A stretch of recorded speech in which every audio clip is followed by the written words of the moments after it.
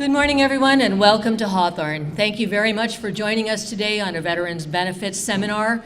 We have a number of very interesting presentations that are going to cover a wide range of issues that will be of interest to you. Some will be more or less relevant, but please, we will also have a number of exhibitors who are in the next set of rooms over. So you are welcome to listen to the presentations in here, and we will also be providing time for you to go next door and talk to the individual exhibitors and presenters on topics that may be of particular interest to you. Okay, we're going to start with our other presentations. We are first going to ask Mr. Adam Barnes, who is the LA District Supervisor for DAV, or Disabled American Veterans, to come up and give a presentation. So we're a nonprofit organization, like I said. We've been around for 97 years. We've been credited to act as Congress to represent the veterans and their benefits. We're just like a lawyer. We don't charge you what the lawyer does, but I can't get you out of a DUI case. It's only for VA and VA benefits only, okay? Our whole goal is get the veterans what they deserve when they return home. Give them the full rights to live their life as full as somebody that didn't serve before. That is our whole goal. Right? We give them fulfilling lives and benefits. We have different programs in the DAV. I represent the benefits side of the house. Will you come to me or my coworkers in any of the states, in any areas? We have offices in Manila, Puerto Rico, anywhere you go in the DAV. We're here to help you in your claims. We also have a legislative side that's in Washington, D.C. So any resolutions, any bills, and any arguments, that's what they do. They go to Capitol Hill and they fight every day for rights. Three main ones that we're fighting today is better care at the caregiving at the VAs. As you see, the president signed a new bill for health care at the VA facilities. That's the DAV and other service officers from organizations are doing that. The other one is equal opportunity for female veterans at the care programs and at the benefits. And lastly is the one that is near dear for a lot of people's hearts is caregiving program for veterans. Right now the VA is caregiving for veterans that are post 9/11. So that means any individual that served entered after 9/11, the VA will pay for a caregiver to go to their house to take care of them. Korea, Vietnam, anyone else is not covered. So we're fighting Congress to change that. We were just at Congress this last February, and Congress is playing like a used car salesman. They're making deals. They said, okay, we'll lift the ban. We'll do all ages. But we're going to do a stipulation. The law covers right now injuries and illnesses that suffered. Well, Congress would say, okay, we'll open the ban, but your illness and injury had to suffer in Vietnam, or in service as you were. So say an example, a Vietnam veteran goes to Vietnam, suffers diabetes, 30 years later, the diabetes made him lose his left leg. As of right now, that caregiving program would not cover that. You would have to lose his leg in Vietnam. So we're now back on the table fighting Congress to change those too. So those are the things what organizations do. We want to make you have a fulfilling life. We want you to feel that there is nothing wrong with you. We want you to be equal as everyone else in the world. All right. We're also going to talk about disability claims, benefits, and so on else. So disability ratings rated severity from 0 to 100%. We all know, we all hear the rumors. Oh, that's VA math, it's funny math, that's weird math. It's a VA compensation. It's your whole body that's 100% piece of a pie. So the VA says if you had twin brothers, there was two of you, one served, one didn't. The VA compensation makes up the fact that you will not earn the same amount of money in the workforce that your brother did that never served. So that's what the compensation says. It's making up what your disabilities may lose in the workforce when it comes to making money. That's how they do the compensation. Generally presented is 20 years. So you get service connected for 20 years. Say you get service connected for a back at 10% for 20 years. After 20 years, the VA cannot go after you for that disability. It's protected. No matter what you do, no matter how many times you poke that bear will never bite you and take that disability away. 10 years, they can sever it.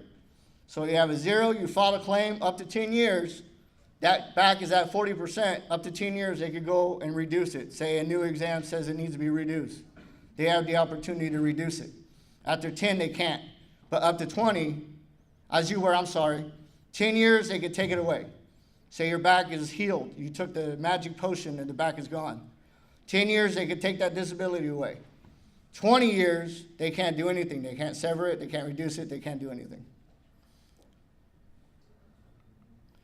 All right, all our disabilities are presumptives, herbicides, Agent Orange, former prisoner of war, radiations, mustard gas, chronic diseases, Gulf War illnesses at Camp Lejeune. Mustard gas, they did not use mustard gas in your gas chambers. I'm sorry, they didn't. We see claims all the time, well, I had mustard gas, I went to the gas chamber for basic training. That's not mustard gas. All right, that's a different kind of gas, you can't file for those. There's only certain stipulations to certain areas that the VA recognizes for mustard gas. Same thing as radiation exposures, only certain places. If you're an x-ray technician for 3 years at Balboa Hospital in San Diego and you did x-rays for 30,000 patients, that's not radiation exposure. Okay, they have a set standard for that. Gulf War illnesses, since there is a current war going on, the president has lifted the ban. Literally, Gulf War would have ended last November. All claims for Gulf War would have been ended last November. Since there is an active war going on, the president has lifted that. There is no cutoff as of right now for Gulf War and burn pit registry claims. They're all linked together now. So you continue to file it until the president says no more. Camp Lejeune, there's only recognized as 8 issues. They're still going through registry and waiting for the federal registry to move forward with more case studies. Burn pit registry, they're still doing registrations and still going through their studies. And as of right now, it's a blanket respiratory condition. That's all it's blanketed. So until they get enough evidence of what's going on, it's hard to say what it is.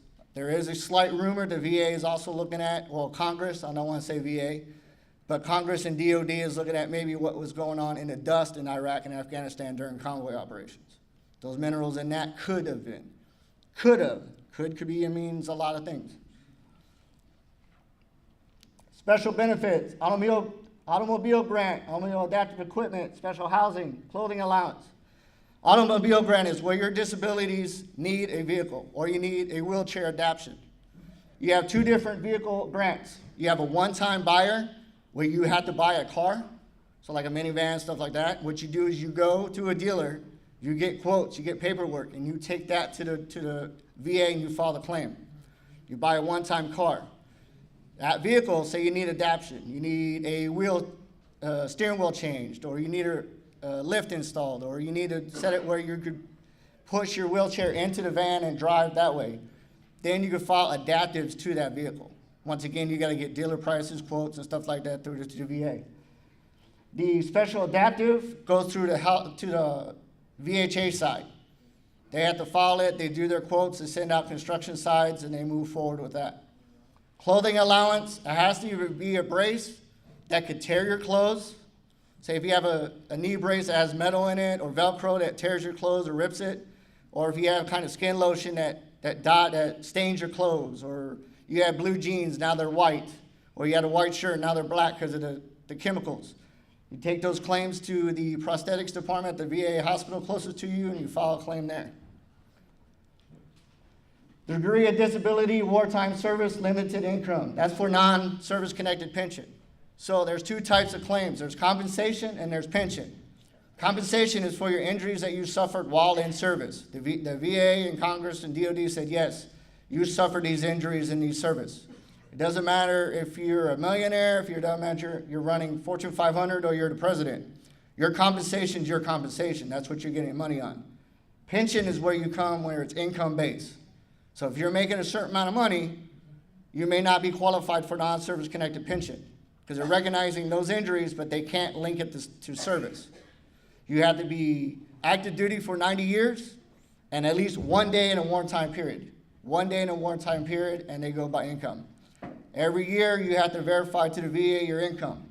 Social Security, you win the lotto, you go to Hollywood Park and win on a racetrack. You have to tell the VA so they make sure you don't get an overpayment. This is the VA's and veterans' most overpayment claims that we have. Most of our debt collections, our debt waivers and overpayments is deal with pensions, people not reporting it properly.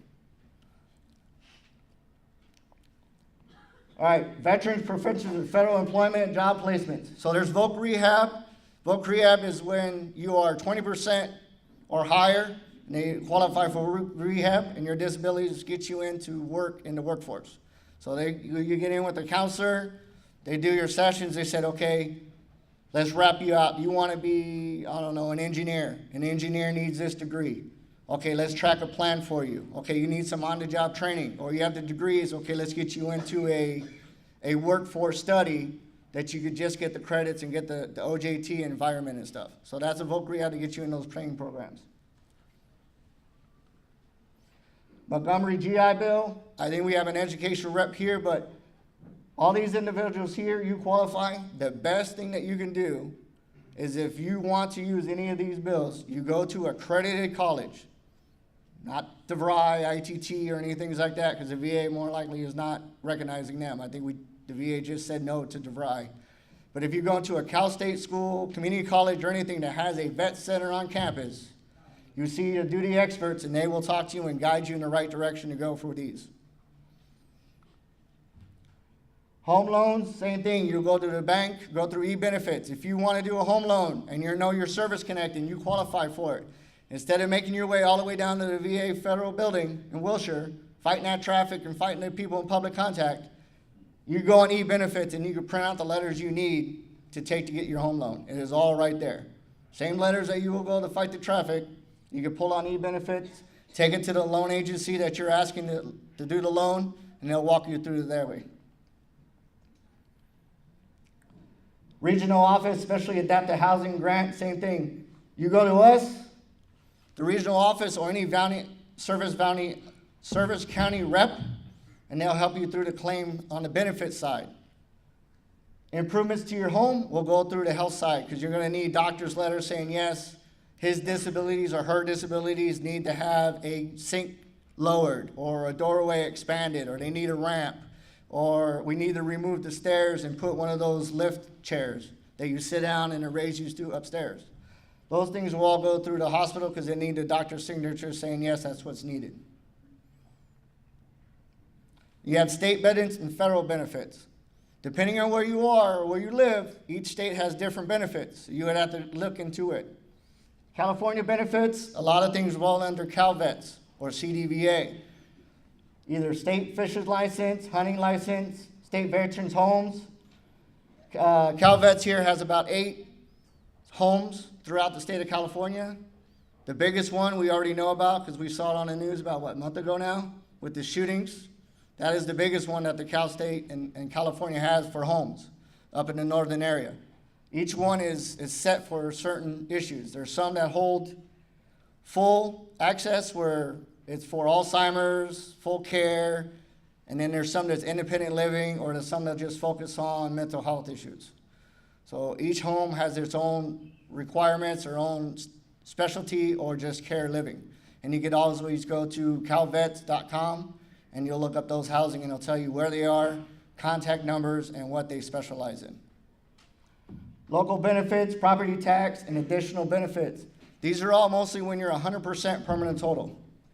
What I mean by 100% permanent total is that, one, your disabilities are not going to be changed by the VA. The VA says these disabilities are not going to change, they're permanent. We're going to mark you permanent, we're not going to schedule any future exams, we're not going to go after you. So that permanent total, you get the base ID card, so you're able to come to LA Air Force Base, to shop at the commissary, to PX, get on base. You get dental for the VA, you get all these benefits of local property exempt, DMV registration fees gets waived. All those forms are able to get on the e-benefits, the letters that you need to take to the base, the letters you need to take to DMV, all those are there for you to get there and go where you need to go to get your benefits. Now, there's new programs that the VA has created or Congress and has approved and the VA has moved forward with. For claims process is a DRC, it's a decision-ready claims. The decision-ready claims are promised to be done in 30 to 60 days, all right? The one thing about that is that you as a veteran cannot just go to your local area, file paperwork, or go online, print out a 526, fill it out, and mail it to the VA. You can't do that. DRC is, everything is ready for the VA. You have to go get your exams, you have to get the evidence from the doctors, you have to do all the legwork, and you have to see a veteran service organization. You can't do county reps, you can't go to a local vet center and he files. He or she more likely will not have the credentials because it has to be directly direct uploaded through the VA system. So you have to see a service officer and you give everything to the VA and say, rate my case. And all the VA says, they look at the evidence and say yes or no. If for some reason you can't get exams, then there's process as a VSO puts in what is called an intent to file and requests the VA to get those exams. They do it, and then you still have to do the process of a decision-ready claim. Another program is the appeal program. Right now, the appeal program, looking at the regional levels and BVA level, is over 400,000 claims behind. For the veterans that are here now, who has pending appeals that's been in the system for a while? Okay, they're trying to work on this. What the RAMP program is a rapid appeal program. It's going to be in effect, full effect, February 1st of next year.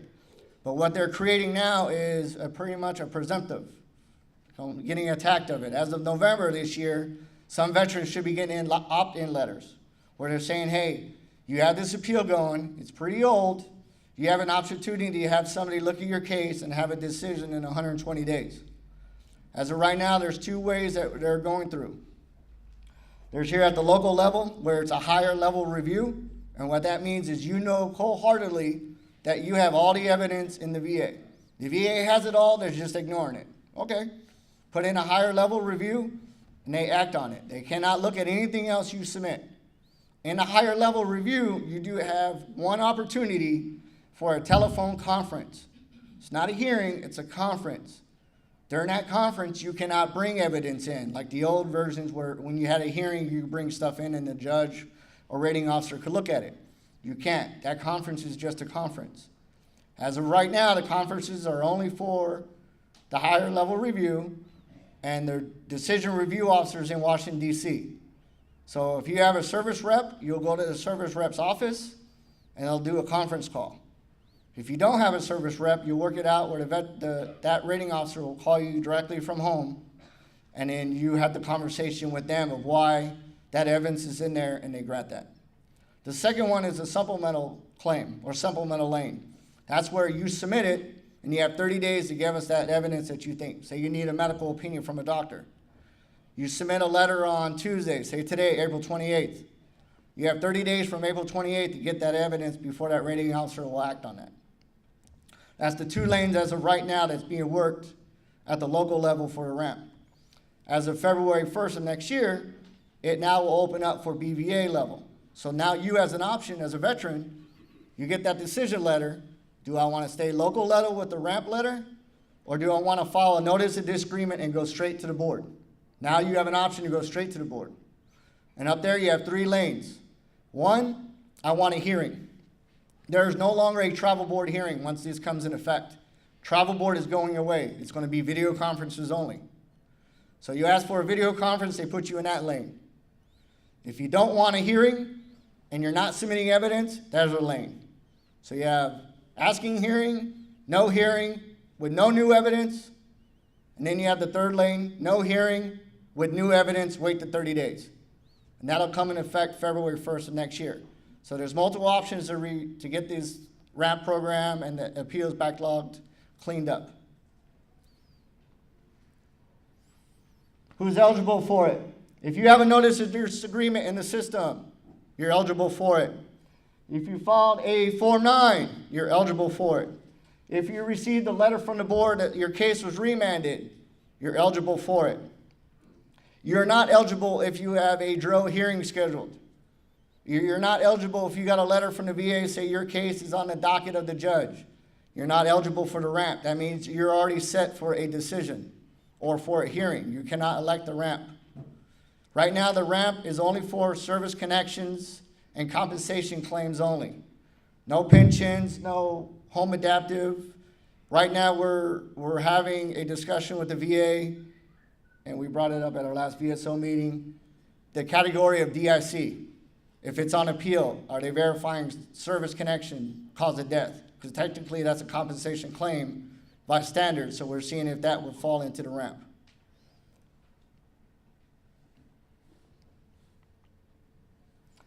Once again, thank you for attending this seminar. Any questions?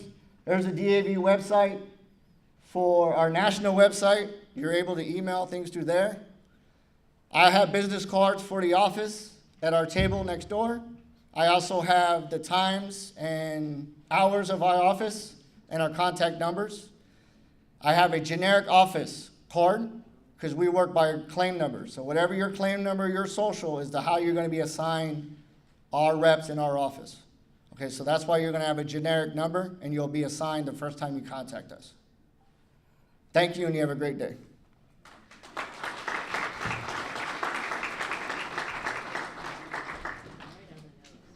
Thank you, Adam. Our next speaker is going to be Emmett O'Meara, who is the Acting Director of the LA VA Regional Office. A little bit about myself first, because I always have to kind of pinch myself to realize what I'm doing and what's going on, because I'm just literally a farm kid, pig farmer from Minnesota, and somehow I got here to California. I got there via the Navy, and I've enjoyed every minute ever since. And I feel very, very fortunate to be before you here today, but also to be in the position I am to help many, many veterans. And I'm gonna start out also by saying Adam stole some of what I was gonna say. So I'll double up on some of it, but I also want to just give a little, if you will, more of a personal side of VA as well. We actually are one of the newest agencies. We didn't have a secretary until the Reagan administration. So in 1986, I believe, is when we first had our secretary. And I say that because, although I can't confirm this, but I think that happened because of a lot of, if you will, disrespect, dismissal, and poor treatment of a lot of Vietnam veterans. And I know some of you are here today. And I think since that point, we have continued to be a very evolving agency.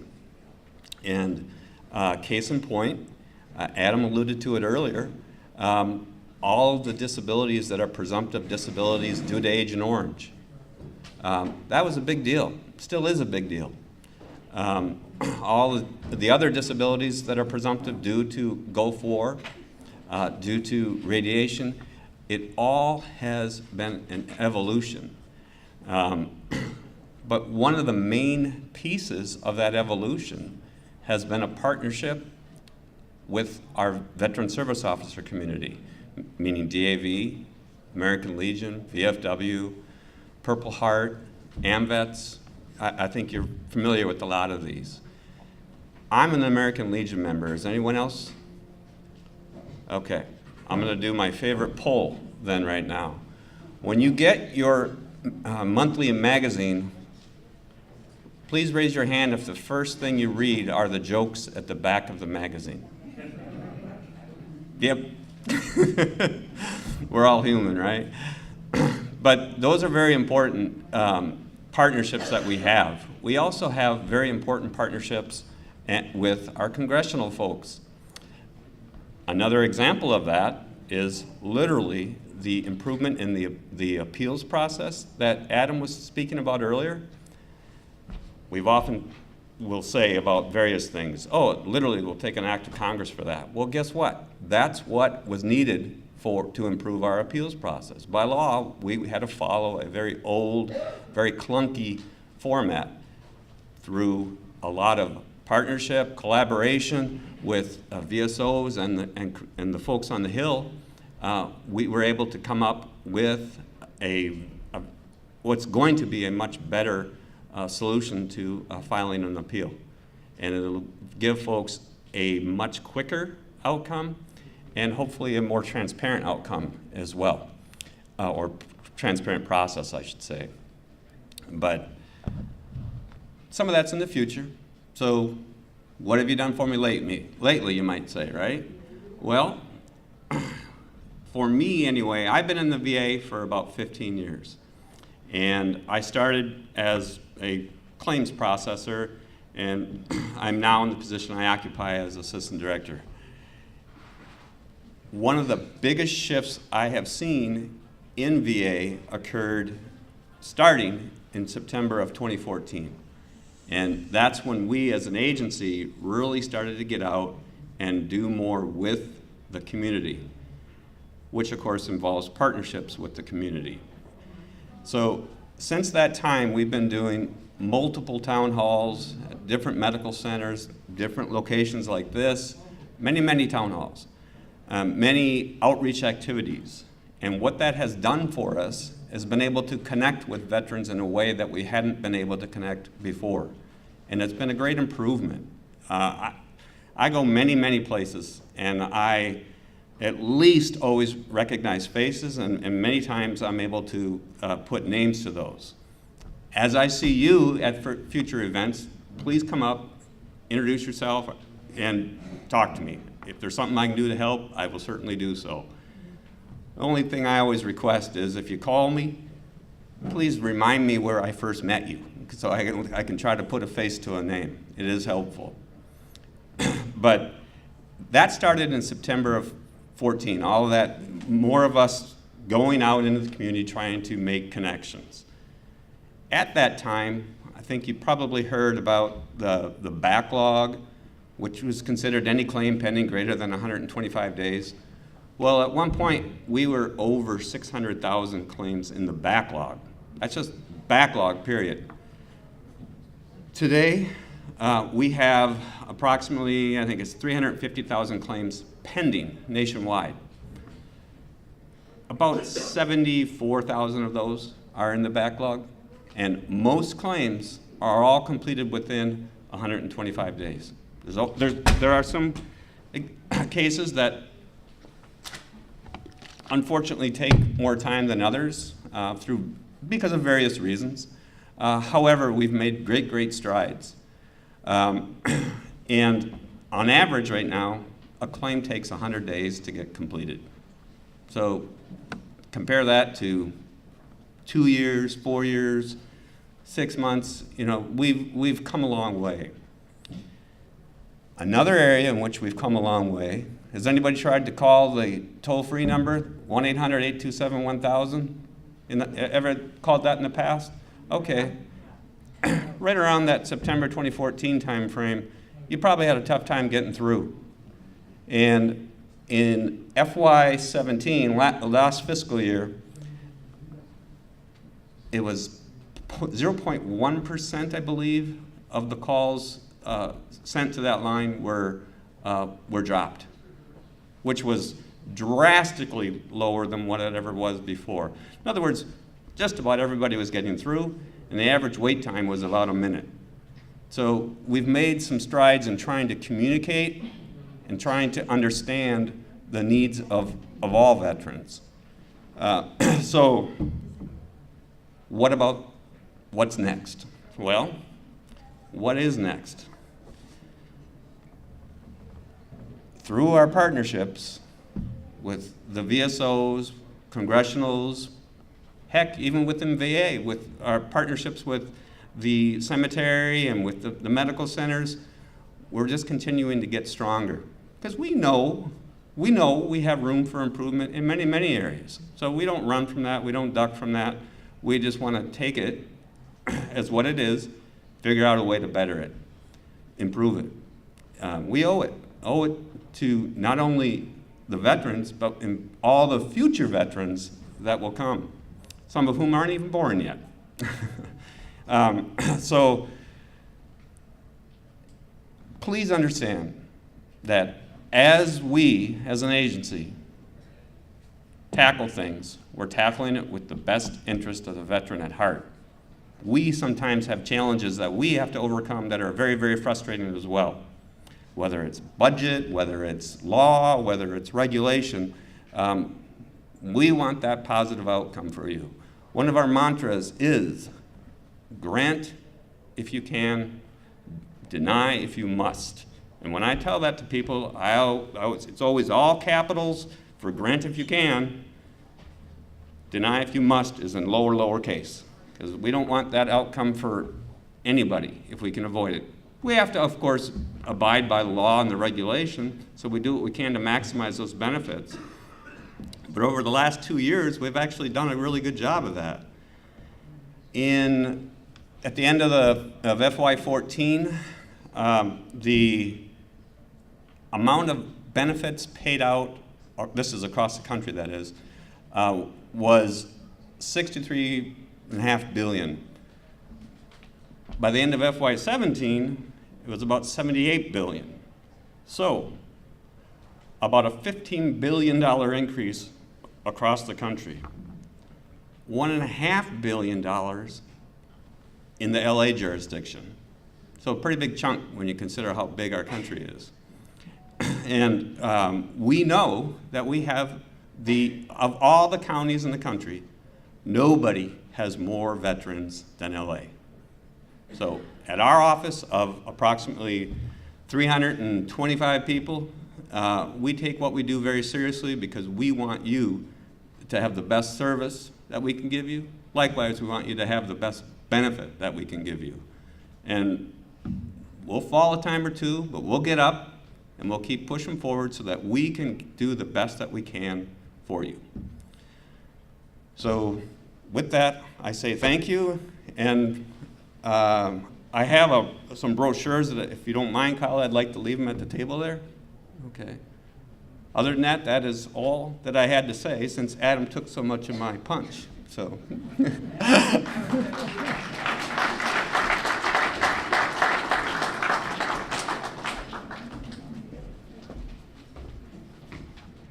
Our next speaker will be Micaela Montoya, who is from the Greater LA VA Healthcare Outreach Center. Hi everyone, my name is Micaela, Mika for short. I work in community relations. I was in the Army for 8 years.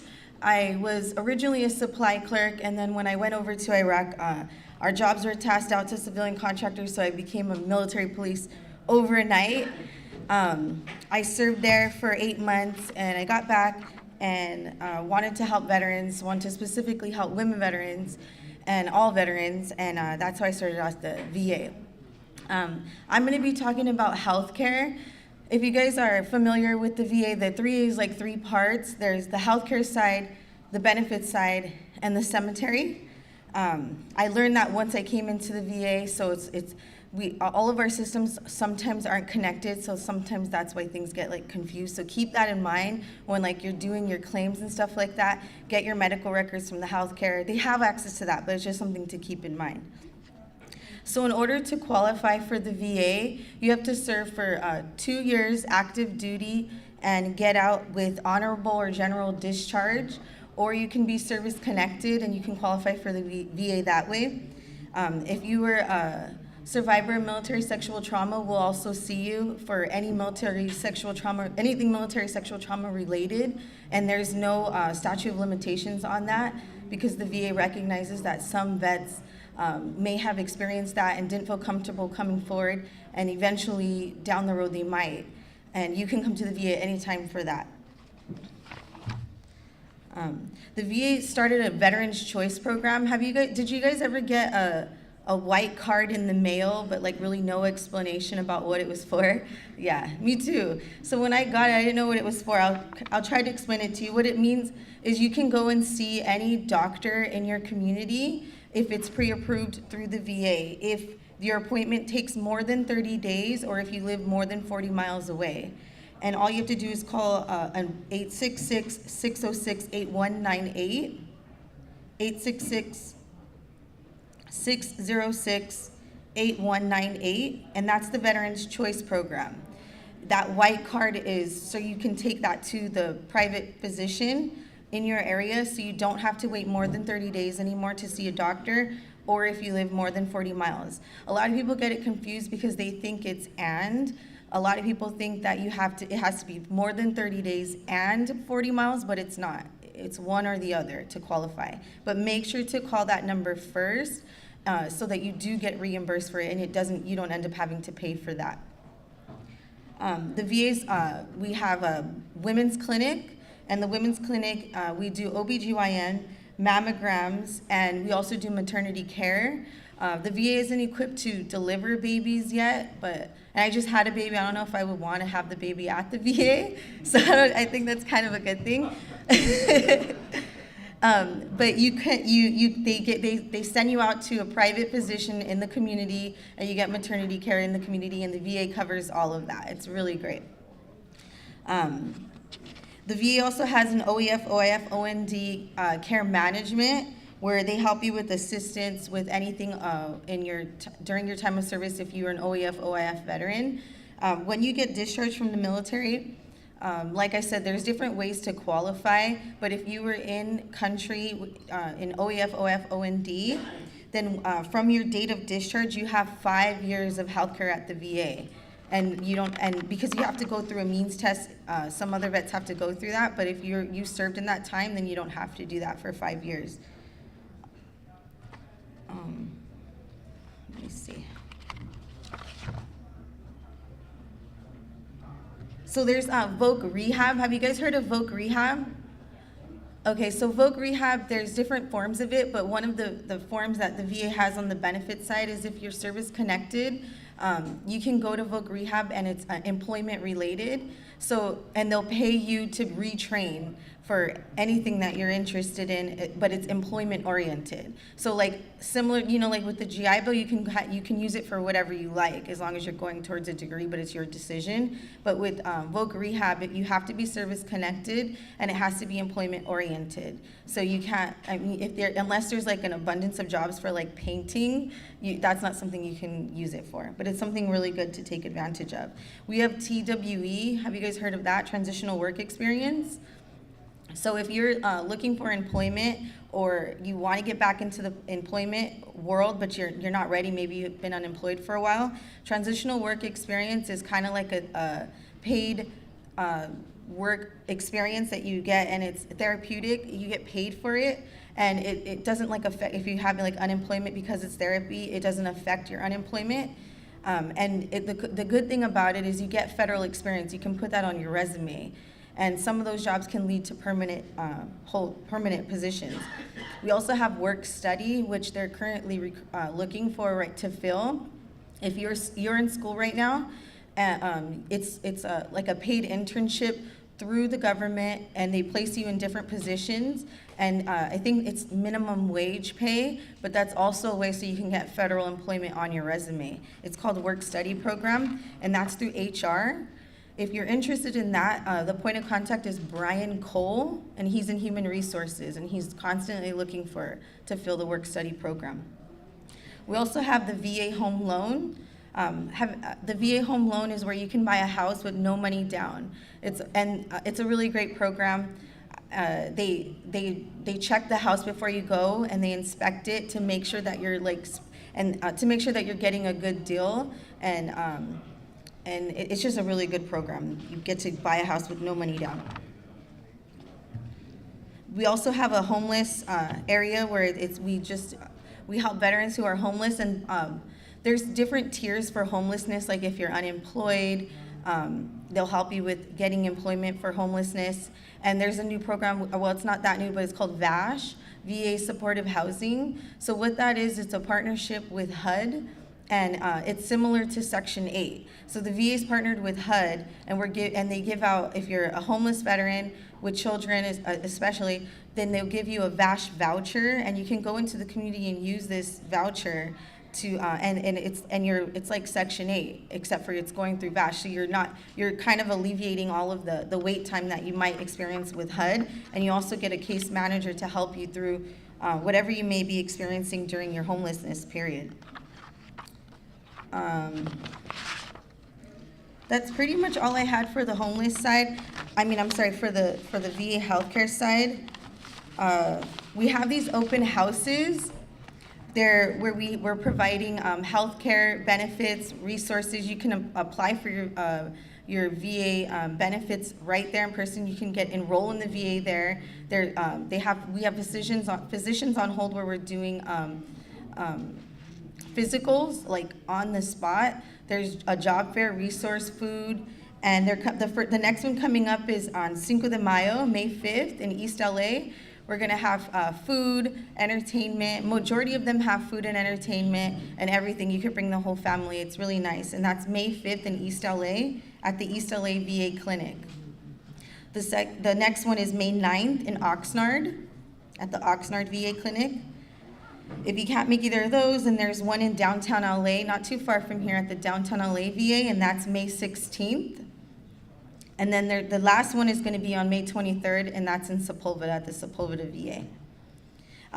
Recently, the VA we just got a $24 million grant through the city, through newly passed Prop H, where we're going to be rehabilitating the facilities on our campus to provide housing for homeless veterans, which is amazing because they'll have access to all the VA services right there, and they can live there, and that's something that's new.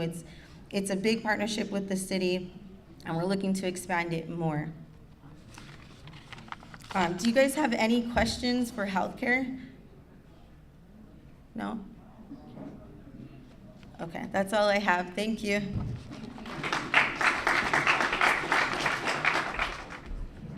I think we're early, but I'm the next speaker, so we're just going to move on so we can get to lunch and a lot of good times. How's that? I'm Tom Ruck. I'm your director at Los Angeles National Cemetery. It's a pleasure to be here, and hi, everyone. Hey, there we go. That's good.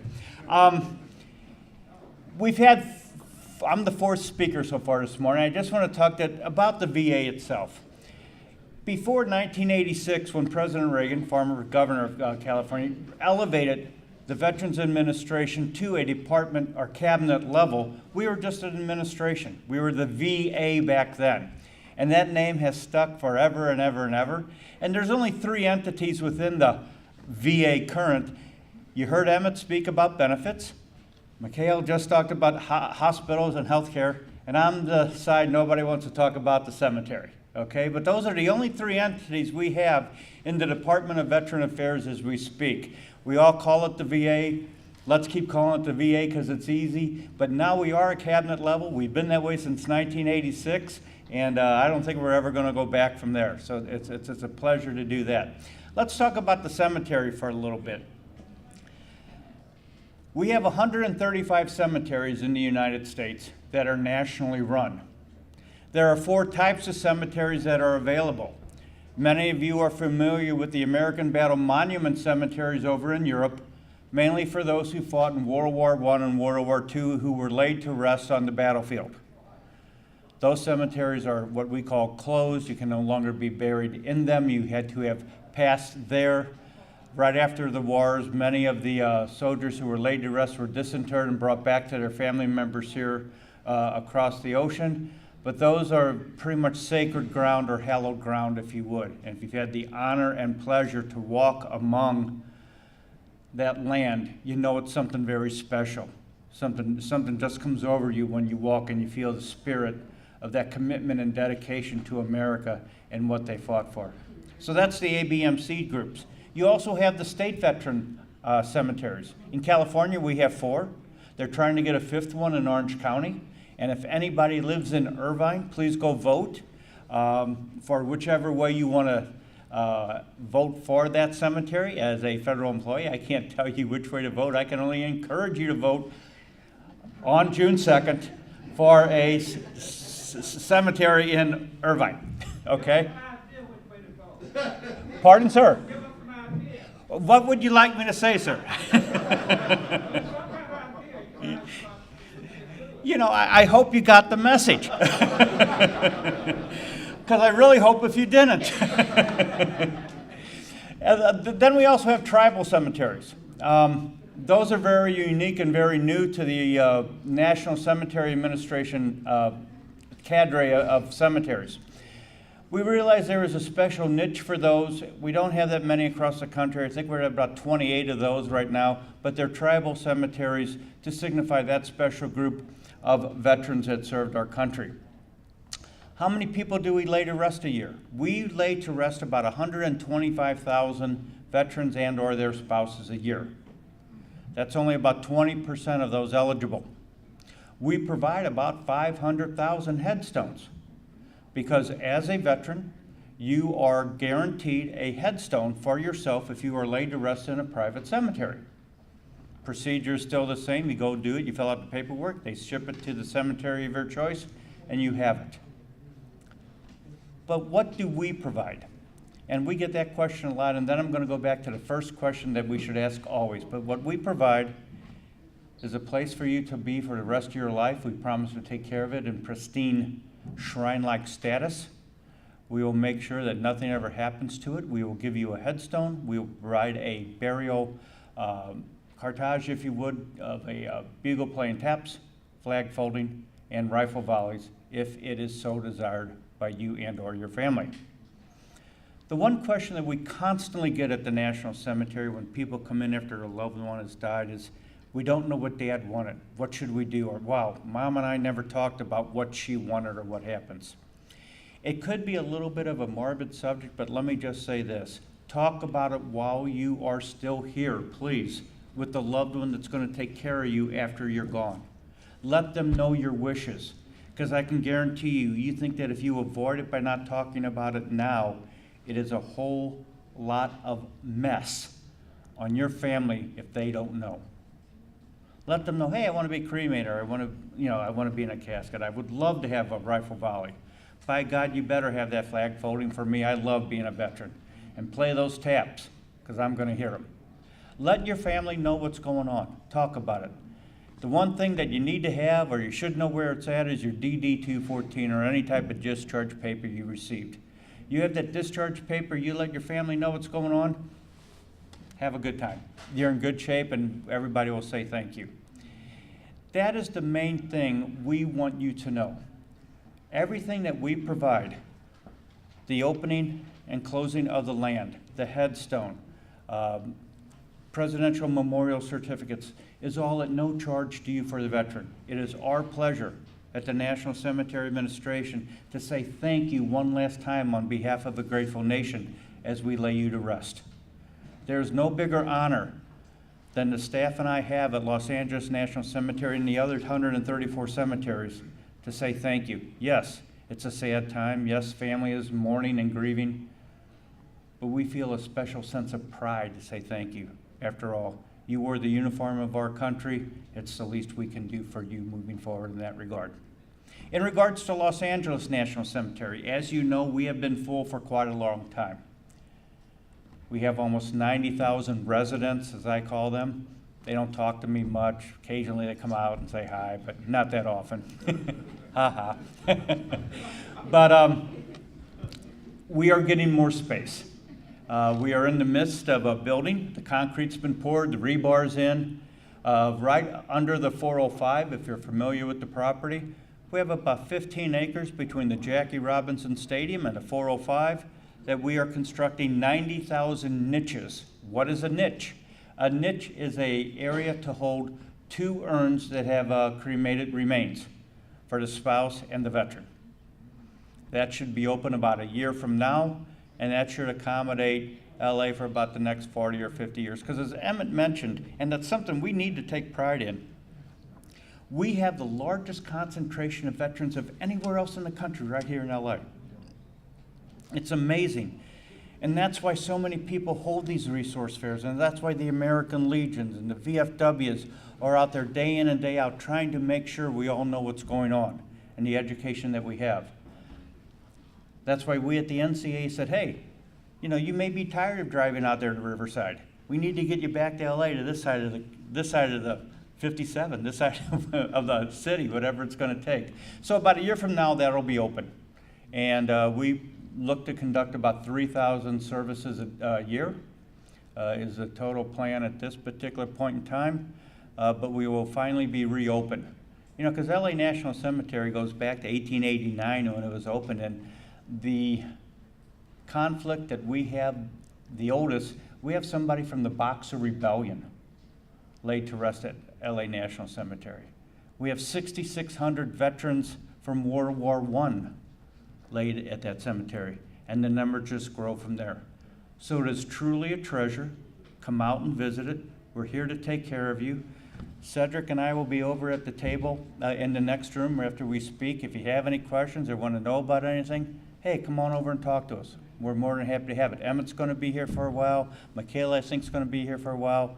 We're all here to help you. We're your VA, we're here to help you. And again, if you have any questions, just let me know and we'll be over there. Thanks, guys. Good to see you today. Appreciate it. I would like to have Lieutenant Colonel Tom Lasser come up. Tom is a commissioner with the LA County Military and Veterans Affairs Commission. Good morning. My name's Tom Lasser. I'm a retired soldier, Vietnam veteran, Army helicopter pilot by trade. But before I go any further, how many former soldiers are in the audience? Hooah! How about the Air Force? Navy? Coast Guard? Any Marines? And for those of you that didn't raise your hand, raise your right hand and repeat after me. Okay.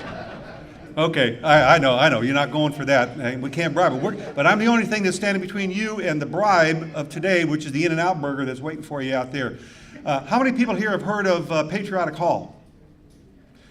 That is the home of the Los Angeles Department of Military and Veterans Affairs, MVA, Military and Veterans Affairs, and I happen to be a commissioner along with 9 other folks on a commission there that deals with Veterans Affairs to include military activities in the county of Los Angeles. Los Angeles, being the largest county in the United States, has probably one of the most robust and formal veterans commissions in the United States, if not anywhere else. The idea of the Military and Veterans Department is to be a liaison, a buffer between you and your benefits. A lot of people get out of the military. There's a lot of confusion over who's what, where. They'll organize it, sift it down, and even help you with your veterans application for benefits.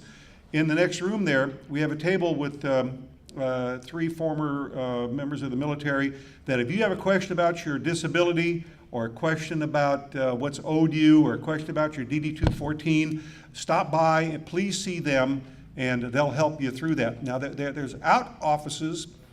There's one in San Pedro, I think there's one in Inglewood, and other parts of the county, so you don't have to drive into downtown LA to Patriotic Hall. But remember that LA County is a leader in veterans affairs and supporting veterans. Please share that with other folks. There's some material about Patriotic Hall and the Veterans Affairs program there. And I also want to make one comment before I get out of the way of your rush to get an In-N-Out burger, is that the city of Hawthorne is one of the few communities, a city, that has a Veterans Commission. So if you live in Hawthorne, utilize them. If you live in another community and they don't have it, check with LA County before you go to the VA or CalVets to sort out some of your problems, because they can expedite the process, especially filling out the paper. One last question. How many people here have tried to fill out the paperwork for a veteran's disability? Well, it's tough. You can't do it by yourself. You need to go to a veteran service office like LA County or like the VFW or a military or the Purple Heart or somebody like that to have them fill out the paperwork, because you'll screw it up and it'll go into the big pile of mystery and you'll never see it. So go to one of those organizations and have them fill out the paperwork for you. It'll make your life easy. Yes, Okay, sir? we're going to have one really quick announcement and then we are going to release for lunch. There was one point that was not made that you need to hear, so I've asked Michaela to come back up and give that to you real quickly. Okay, hi. Okay, so this isn't in the VA healthcare books. There's a dental program. It's a pilot program. It was implemented about 2 years ago.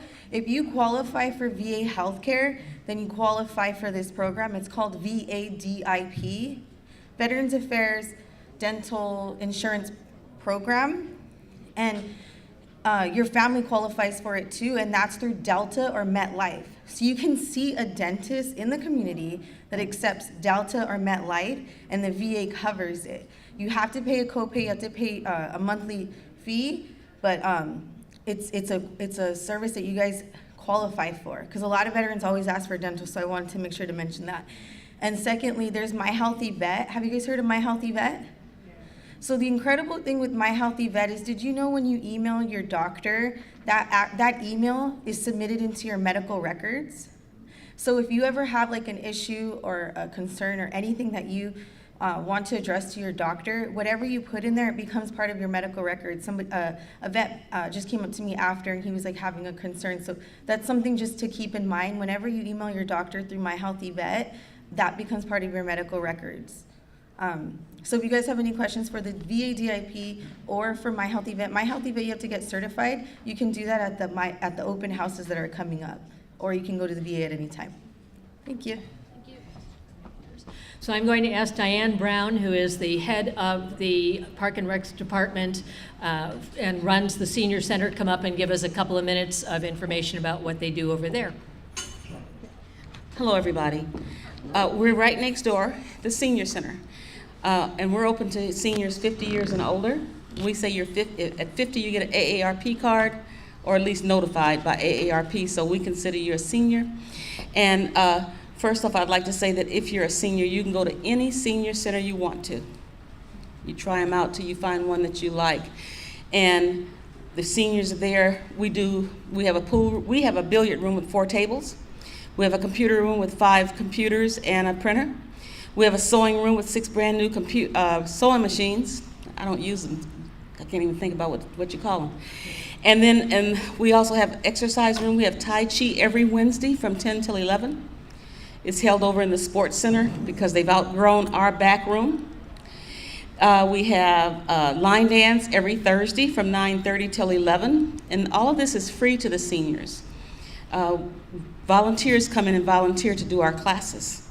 So we have 10 classes going now that just started for exercise for arthritis. So a specialist comes in and does an hour of exercising for arthritis. We're going to have 3 classes coming from Hawthorne Memorial Hospital. The girl that does the PR work there, she's bringing in nutrition classes, 3 one-hour nutrition classes, and they'll be getting produce after each one of those classes, coming from some grocery stores. We have trips that we do. I try to do a trip once a month. We do 4 dances a year. We have a Valentine's dance in February. We just had a dance last evening, yesterday. It's called the Spring Dance, and all of our dances, by the way, are from 1 to 4. We have a DJ, and the people have a lot of fun. And then we will have the next dance will be in August. It's called the Luau Dance, and then the last dance is in December. It's called a Holiday Dance. I have some of our senior sources here. Oops, excuse me. I have some of our senior sources here if you want one. This one is for April, May, and June. They come out quarterly. And the upcoming trips, the trip in May is going to be to downtown Disney. We have a 55-seat bus that picks us up here, regular bus that you would go on any other trip. We don't go, by the way, to any casino, so before you ask, we don't do that. These are daytime trips. We usually leave around 9 o'clock and we come back by 3:30 or so that some of the seniors who need to catch the bus home can catch the bus. We have transportation. Gardena supports us. So with Gardena Transportation, they transport residents from Gardena and Hawthorne, and they go all the way south as far as Hawthorne Memorial Hospital, and they even go to Kaiser in Harbor City. But that's the only place they go in Harbor City. Rest of it's Redondo Beach, Torrance, Gardena, Lawndale, and here in Hawthorne. Inglewood also supports if you're a Hawthorne senior. They'll pick you up and they'll go to Hawthorne, Inglewood, Lenox, and Ladera. So those are the 2 transportations we have. I think that Inglewood charges anyone who signs a Hawthorne resident, Inglewood resident, Lenox resident, or Ladera resident $5 a month. And for Gardena Transportation, if you get on, each time you get on the bus, it's 75 cents. But if you're a Hawthorne resident, you can get tokens from the front for 50 cents, and Hawthorne pays the other 25 cents. So as long as you have a token, you get on the bus and you use a token each way. So back to the trips coming up right quick. Downtown Disney in May. In June, we're going to see King Tut and the IMAX presentation of Mysteries of Egypt. And then in July, we're going to the Skirball. August, I haven't planned a trip yet. September is the LA County Fair. And Long Beach Aquarium in October. And then we're going to City Walk at Universal in November. So those are the trips that we take. You just have to come and sign up at the Senior Center, have to fill out a release form, then whatever the charge is. And most all the charges are under $5, except for King Tut, because it costs so much to get in. It's a $31 trip for the museum and the exhibit. I have some brochures. I'm going to sit them on the table over here, so you can help yourself to one if you'd like. And once again, I just want to really impress upon you that as a senior over 50 years old, for us, we're 50. Some of the senior centers are 55. You might run into one that says 60. I don't know. We take them at 50. Take you guys at 50. But you can go to any, if you want to go to Palos Verdes to a senior center, you can go there. You don't have to go to the senior center in your city.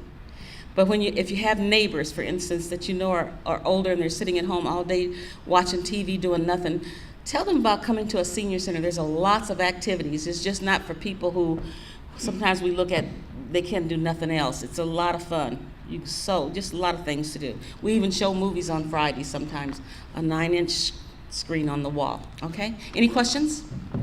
My name is Diane Brown. Come visit us anytime you want to. Thank you. Okay, so we're going to go on with the afternoon program. The first speaker is going to be Joel Connor from Joel Connor Law. Many of us don't realize as veterans that there are issues that affect veterans having to do with conservancies or with guardianships and all kinds of other issues. Joel is an expert on that, and he also has access to something called the Hub, which I had never heard of before, and it's become an absolutely invaluable tool in helping getting people their benefits on time and resolving problems. Joel Connor.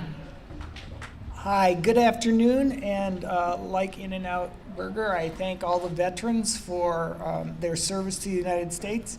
I happen to be one of those guys that was just old enough to not have to register for the draft or to register for just registration. So I didn't have the opportunity to serve. I went on to school and got my pharmacy degree, where I utilize that in my law practice to help veterans and the community with health-related issues where legal needs are also considered. One of the things that many veterans I've found were unaware of, and that is the hubs. These are strategically placed centers around the United States that help you with the benefits and issues that may arise due to the benefits or lack thereof that you have. We work in Los Angeles with the Salt Lake City hub. If you have issues, your checks aren't coming, they cut your fee, cut your benefits, say you're not eligible for something, my office works with them on an almost daily basis, and we are there to help you guys with that. One of the big issues that many veterans face every day is issues with mental illness, whether it's PTSD, bipolar disorders, or more significant psychopathic issues. Having a medical background, I'm able to help you understand what's going on with your loved one or with your own well-being. We help you make sure that you make appropriate plans for yourself while you have the capacity to do so. If you need or have issues that arise with the hub and you feel like you're not getting anywhere with them, please stop and pick up a card. We're the second table right inside the exhibitor's office or a room, and we will be happy to help you resolve these issues. Finally, if you live in the state of California and you own real estate, you must consider getting a complete and thorough evaluation by a legal attorney. Whether it's me or somebody you know in your community, go and talk to them. There are 4 main documents that you create in an estate plan. If you own real estate, you want a living trust. A living trust is a document that keeps all of your issues after your death out of the probate courts and out of the public view. You can pick people to manage your assets and distribute them according to your needs and wants. The next document that you want to have is a will. Call them last will and testament. With that document, you cover your estate with a pour over will, which literally means you're pouring anything that you accidentally forgot or you just recently bought from your personal estate into the estate of the trust. It avoids probate, it avoids fees, including attorney's fees, by setting those two documents up. In the event of disability, and this is a statistic that I think many people don't know about and don't consider, in the United States, the death rate is 0.8%. So at any given instant, 0.8% of the population is passing away. However, in those same exact instances, 30% of us are disabled to such a degree that our lives are no longer what they were before. When that occurs, if you don't have these other two documents in place, you run the risk of having your wishes taken away from you. So you need to have the durable power of attorney for asset management. That allows somebody to come in and pay your bills, pay your mortgage, make sure the dogs get fed, make sure that your car gets serviced. And the other one that's very important is an advanced healthcare directive. That is a document that in California we call it an advanced healthcare directive. In other places, including on the internet, you may see it as a durable power of attorney for healthcare. They're the same thing. Many of you veterans do a directive when you go to the VA, and they have that there so that they know what you wish to have occur in the event that you cannot tell them. However, if you have a heart attack and you're not close to the VA and you end up at another hospital, you have no guarantee that those staff at that other emergency hospital are going to know what you want or need to have done. So it's important to have both the information at the VA, but also to have an advanced healthcare directive that you can use outside of the VA system. The last thing I want to touch on is your pets. Many of us have pets that need to be cared for, that have, as mine have, grown accustomed to a very special lifestyle that I wish I could afford for myself, but they live well. And what we don't understand is if we are disabled, about 50% of the pets that end up in a shelter are there because their owners can no longer take care of them.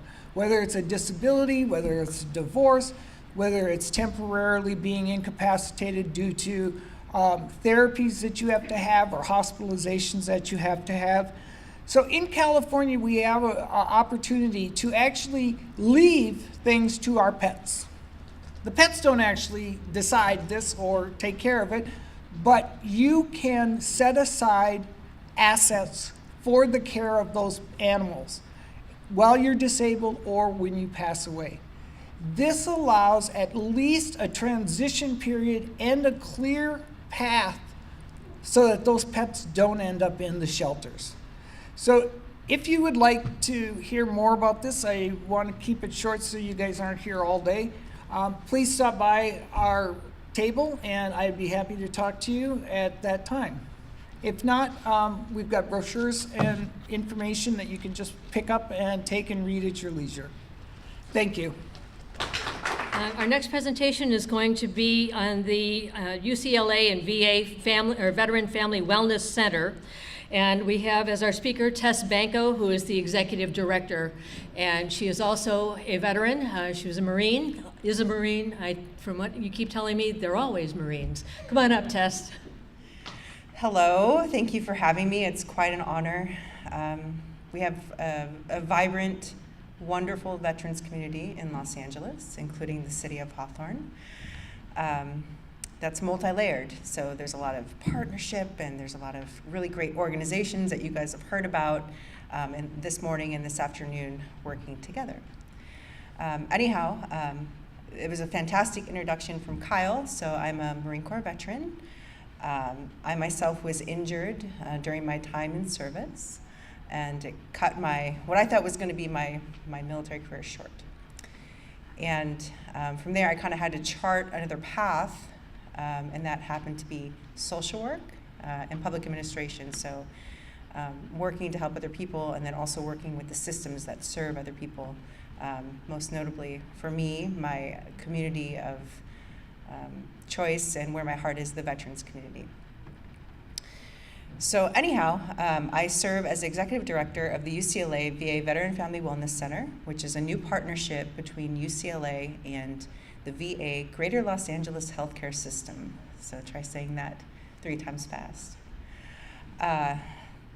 The center offers for the first time in the VA system care not only for individual veterans, but also for their family members and their children, which I think is pretty phenomenal based on the fact that the VA traditionally serves only the veteran who is VA benefits rated, and then also caregivers in certain circumstances, which I would be remiss if I didn't mention that I hope that caregivers of all eras get included in VA benefits soon. So the Wellness Center is based on something called FOCUS, which is Families Overcoming Under Stress. And so this model was piloted between UCLA and Harvard University by some pretty amazing neuroscientists and psychologists. And what it is a program that incorporates different aspects of holistic wellness, mindfulness. There's developmental guidance and education. There are resilience-based skills. And we use a narrative timeline, so it allows the families, including children, significant others, couples, basically anyone that a veteran calls a family member can come in. And it allows them to look at things, eras in time or life events, same life event, different perspective. So I'm pretty sure most of us have seen the movie Crash, which is a really good example of this because everyone involved had seen the same thing but from different perspectives. And that's really, kind of what life's all about. Everyone's got a different perspective. So specifically with respect to the military and veteran community, there are a lot of issues that we face, post-traumatic stress, military sexual trauma. There is a high rate, as you know, of suicide. I myself personally was assaulted in the military, so that's where my post-traumatic stress came from.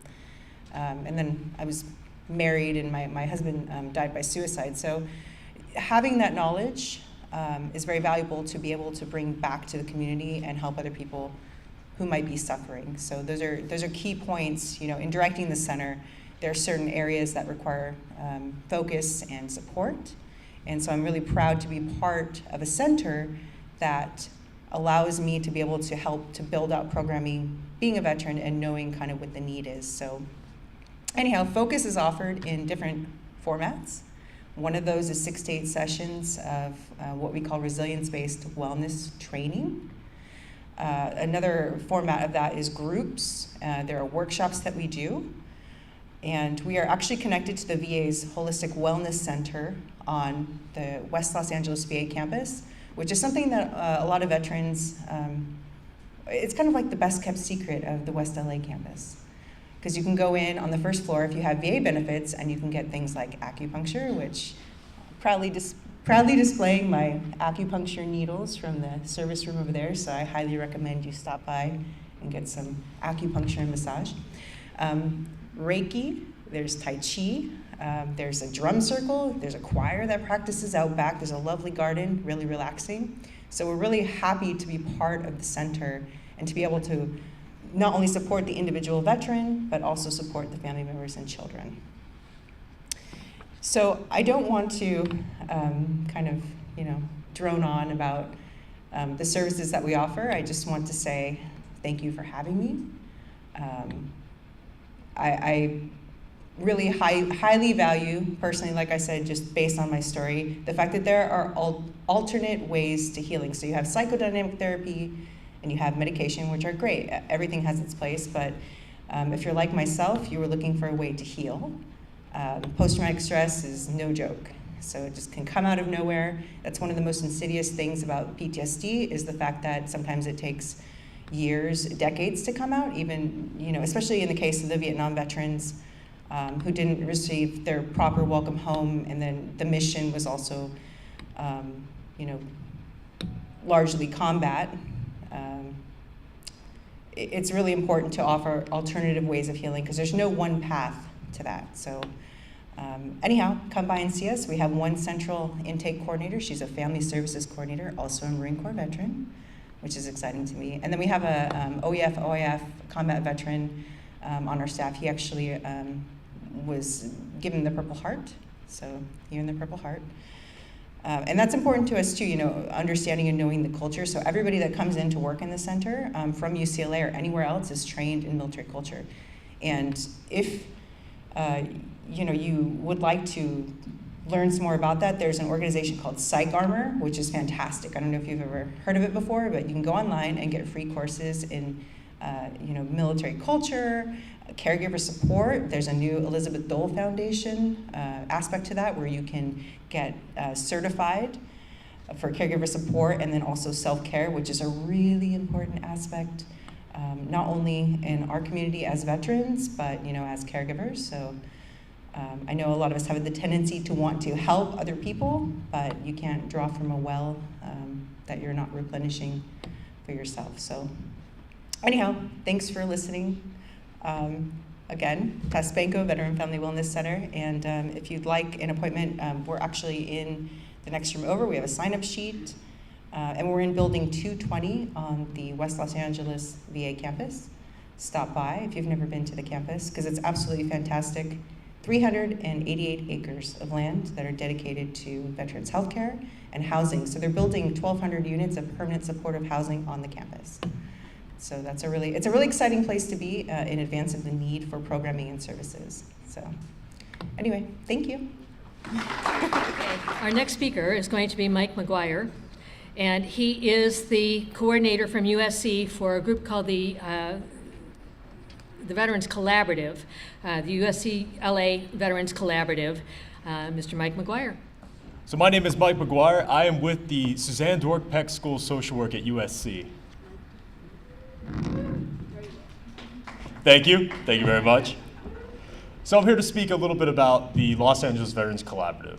And as previously mentioned, it is open to everybody. Anyone can attend and get involved. It is a monthly meeting of a collection of our community stakeholders. That includes our veteran service organizations, such as US Vets, our community politicians, and also different various nonprofits, all working together for our veterans within Los Angeles County.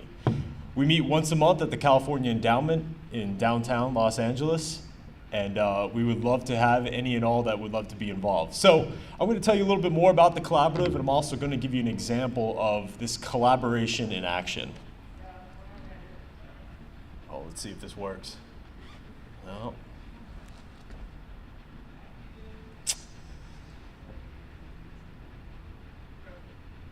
Yep. This is why we can't have anything nice. Come on up, Amy. Thank you very much for assisting.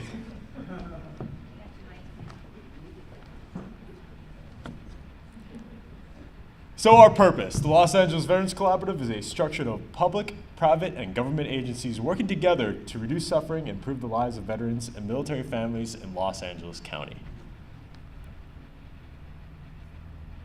So we have this idea of a collective impact. It's that when we're all working together towards the same goal, we can be more effective than our individual efforts if we come together and collaborate. So, but what I'd like to also note is that we're driven by our research. The research that the Center for Innovation and Research on Veterans and Military Families at the Suzanne Dork Peck School of Social Work, we have our State of the American Veterans Study. And I'd like to highlight our Los Angeles Veterans Study because there's some great information of exactly what is the veteran experience? What is your veteran here in Los Angeles County? What are the struggles and experiences that they are having? And so we do that research, and that could guide our efforts toward assisting the veterans. This is a little bit more background about the Los Angeles Veterans Orientation, founded in 2012 and eventually made its way over to USC. We form working groups that focus on individual areas, and these are some of the examples. The one I'm going to talk a little bit more about is our Career Advancement Working Group. We go ahead to the next slide. So we have isolated impact, and we saw we're all not going in different directions. And there's collaboration, and that's what we aspire to do. So I'm going to talk a little bit about the Los Angeles Veterans Study, the State of the American Veterans Study that we've done. And 50% were before the sample population that we took out, 50% served prior to September 11th, 38 afterwards, and 12 did not specify. Go ahead to the next one. So this is some information on the job prospects. Approximately 8 in 10 service members leave the military without a job. And this is the median income. So through our career advancement working group, we're currently working on this idea of a collective approach, and where we got 6 different organizations to come together and develop this internal referral system to have more impact on our veterans, of which US Vets is definitely a leader of, and you'll hear from Maggie right after me. So this is the Veterans Employment Strategy, and so these partners are coming together for a common goal, and where they each are experts in the field of assisting veterans and getting them employed, they're going to come together so that it can be more effective and having that collaborated approach towards it. I'd also like to mention our Los Angeles Veterans Orientation. Well, this is another event that we host that veterans come to Los Angeles. We have 12,000 coming here every year. Some of them are returning home after their successful tours in our United States military. Others are moving to Los Angeles for the first time. And of course, we all need a network. We all need a professional network, and for career development, that is absolutely a necessity. So the Los Angeles Veterans Orientation, we established this. It's a quarterly networking and peer engagement group that meets together. We give them some information about the resources, and they're able to network with their peers in greater Los Angeles. There are veterans in every industry throughout LA, in finance and entertainment, in any potential sector, and so we want to get them together to start developing that network, and that's something we're doing through the Los Angeles Veterans Orientation. So the role of the community, of course, the collaborative wouldn't exist if it wasn't for the community. The different nonprofits and veteran service organizations and community leaders that come together in order to achieve this collective impact. And we wouldn't exist without them or without you, those of us in the room here. Also, I'd like to mention is that we would like to thank our sponsors and the business community. We're actively looking for mentorships for our veterans, and we try to achieve that through our corporate sponsors, including not only their support for our collaboratives, such as US Bank, which is representative here today. They've gone ahead and stepped up, and they'll be sponsoring our May collaborative, so we'd like to extend our thank you for them. Otherwise, this is how you connect with us, and of course, if there are any questions, feel free to reach me afterwards. Thank you very much. Okay, our next speaker is going to be from US Vets and the Women Veterans Initiatives, and it's Christine Stanley. And I believe Maggie Cutler is coming up as well. My name is Christine. I served 24 years in the Air Force. I've been retired for about 6 years here in LA. I transitioned like most veterans. I didn't know where to go or how to ask for support or even what was available.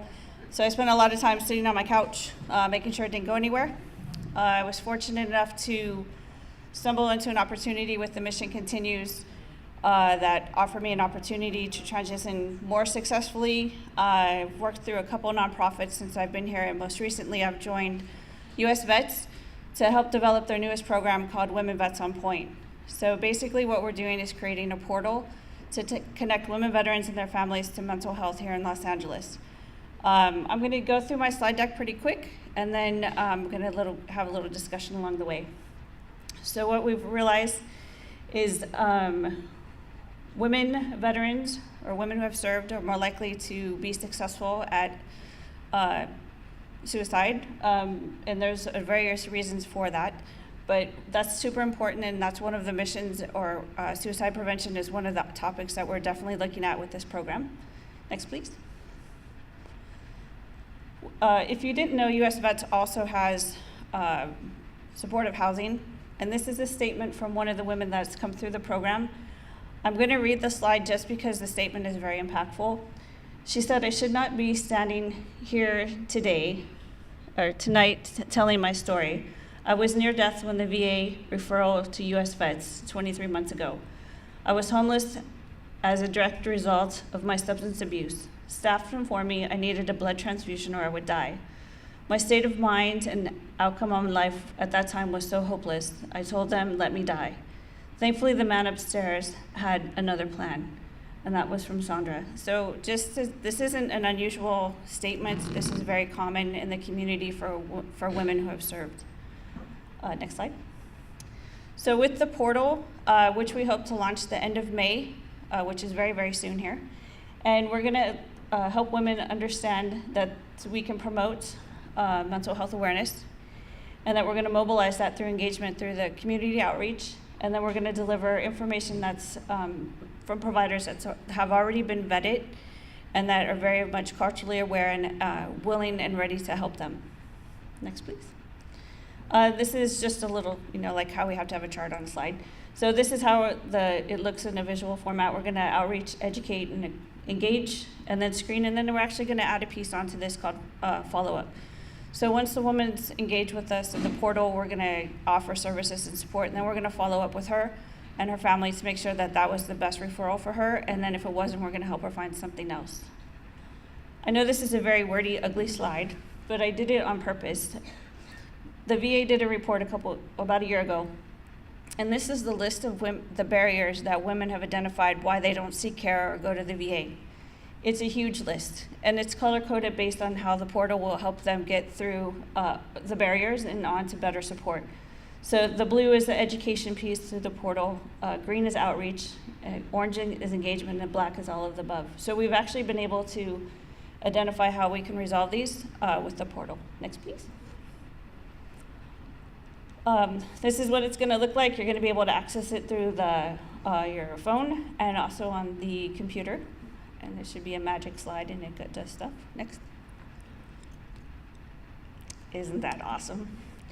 And then we're going to increase, hopefully, their help-seeking behavior to actually address their mental health needs. Next, please.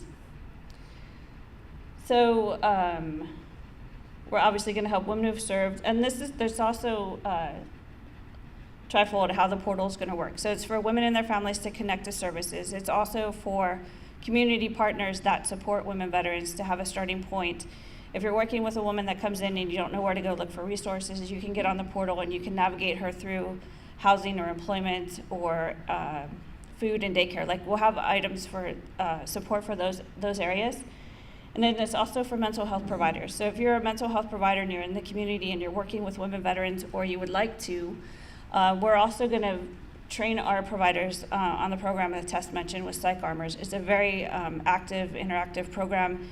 It's really incredible how they've modeled these little video snippets to help individuals that aren't prior service work with service members. So we'll have that available. Next, please. So again, we're just bringing together the family members, the community, and then what women to do. So we're hoping if we can all get together and have the same conversation, that we'll all become well and happy. Next, please. And these are just, of course, outcomes. So we're just it's a pilot program for Los Angeles County. So what we're doing is looking to track the information about how many women used the portal, what they were looking for, how it was successful, if the services we connected with them were beneficial and made a difference in their life. And we're going to use that to create models to expand the program nationwide. Next, please.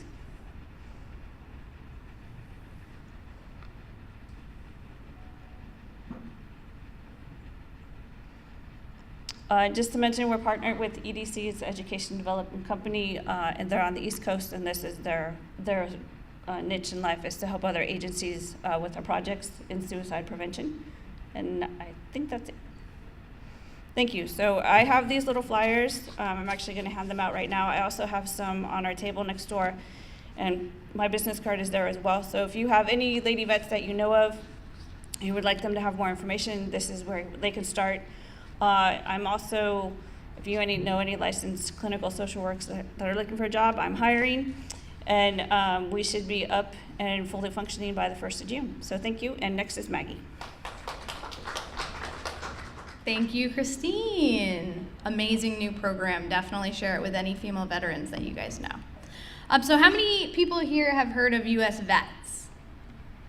Everyone, predominantly everyone. How many people here have heard of US Vets Career Network? Okay, a good group. So my name is Maggie. I am not a veteran myself, but my parents are both retired Army officers, lifers.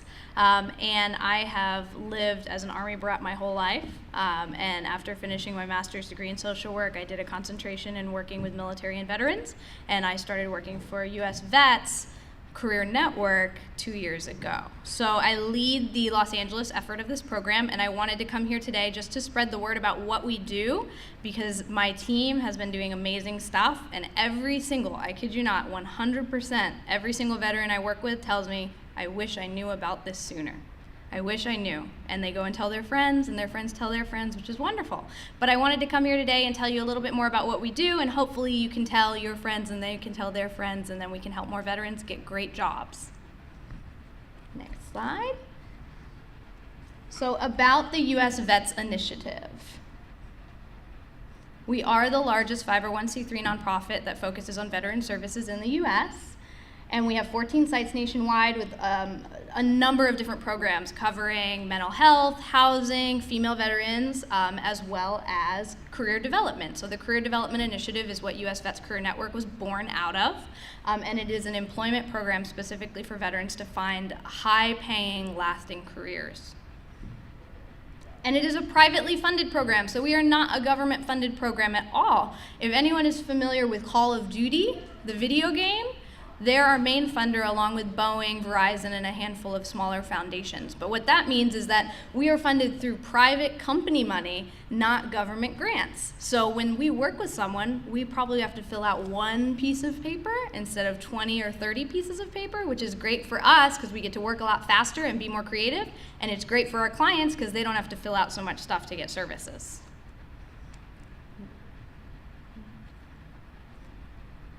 So we were established in 2012. We're fairly new through a number of grants, which I already mentioned.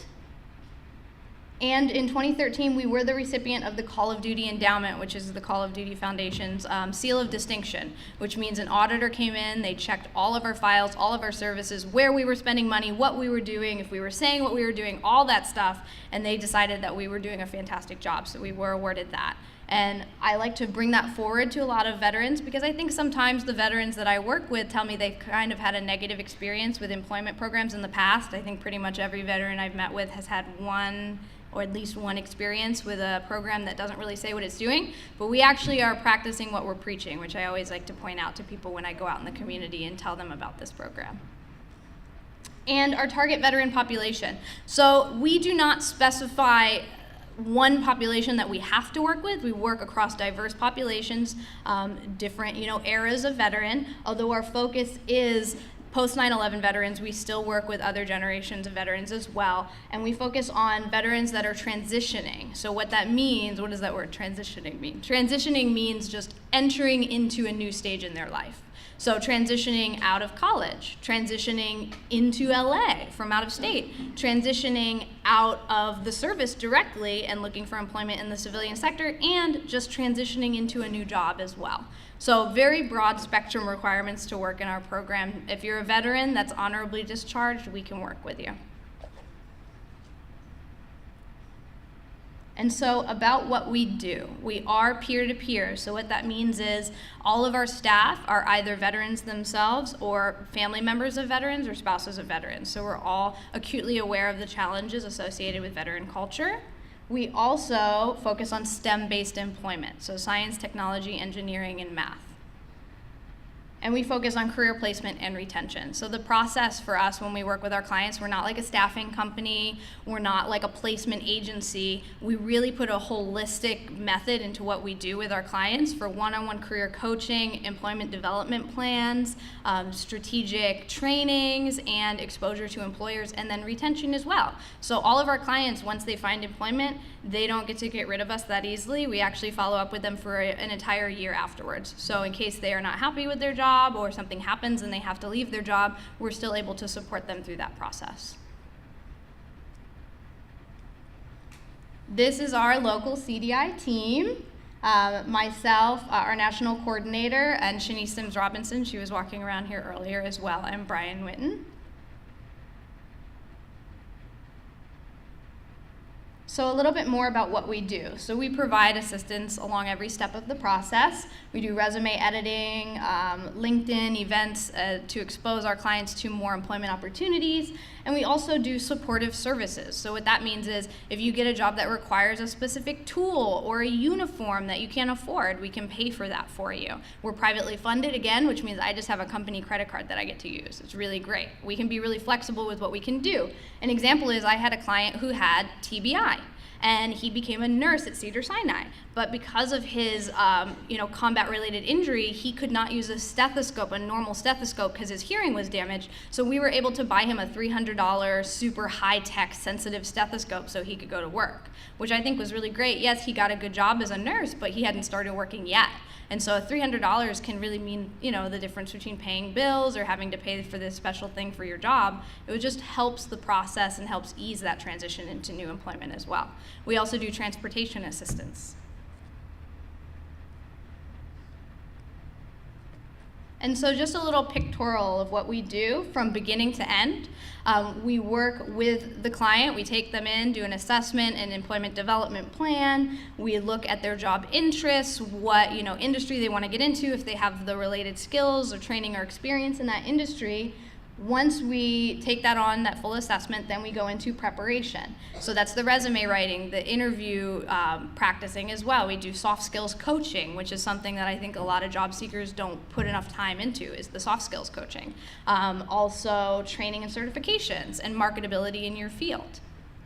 Once we feel like you are prepared, we go into employer placement and exposure. So we do that through different networking events, employer open houses, warm referrals. Once an applicant applies online, say you're interested in a specific position at one of our corporate partners, you can apply online and then we'll reach out directly to the recruiter on your behalf and send them your resume. So you kind of get to bypass the applicant tracking system and get connected directly to a human, which is really huge for a lot of veterans that are kind of exhausted of applying into that black hole and never hearing anything back.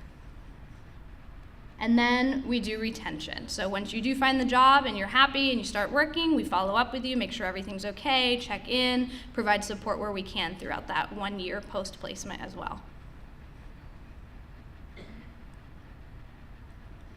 So these are our outcomes, 2016. This is a little dated, so I'll actually give you our 2017 outcomes. So 590 veterans have been placed into employment through our network. Approximately the average starting salary of those veterans was $48,000, so we focused really on high-paying salaries. Most, I would say, there were about 10 or 15 people that I worked with personally that actually ended up getting six-figure salaries as well. So we really focus on high-paying, no minimum wage, no temporary employment. We are really focusing on careers for our clients. And then we also had a 92% retention rate. So 92% of our clients were still in their job a year later. And 67% were STEM employment. So about a little more than half were in STEM. And our expansion. So I work in the Los Angeles office, but we also have 4 other locations: Phoenix, Arizona, Barbers Point, Hawaii, Houston, Texas, and Washington, D.C. So we work really closely with our national programs and our other sites. So we have actually assisted veterans in getting jobs in other states and vice versa. So they'll refer a veteran who's in a different state that wants to work in LA, and we help them. And if we have a veteran who wants to move out of state to, say, Houston to work somewhere, we assist them in getting transitioned into our site there as well. And strategic partnerships. So a large part of our program is creating strategic partnerships with different employers. We've made over 250 strategic employer partnerships since I started in my job. That was actually my role, was creating strategic partnerships with employers. And we have created a pipeline into large and small companies for our veteran clients to get employment. We also follow up with our employers and track the hires to make sure that every employer that we work with, when they come to us to work with us and hire veterans, they're always saying, we want to hire veterans, we will give them promotional opportunities, we will, give them raises after the first 90 days, we want to retain them. They say all of these things and they utilize us as a way to source veteran candidates. What we do is we follow up with every veteran that gets placed at a company and we ask them, Have you gotten a raise in this first year? Have you gotten any promotional opportunities in this first year? To keep the assessment of our employers as well honest in what they're saying about their veteran hiring initiatives. So we really seek out real, sincere, genuine companies that really do want to hire veteran talent and retain veteran talent. And so what we do when we create our partnerships with our employers is we communicate the veteran advantage. So we communicate to them and educate them on what the advantages of our hiring for veterans. So we talk to them about transferable skills. We talk to them about work ethic, about perseverance, adaptability, all of these things that yourselves as veterans have naturally in your experience in working in a veteran culture, right? Coming out of the military. We also,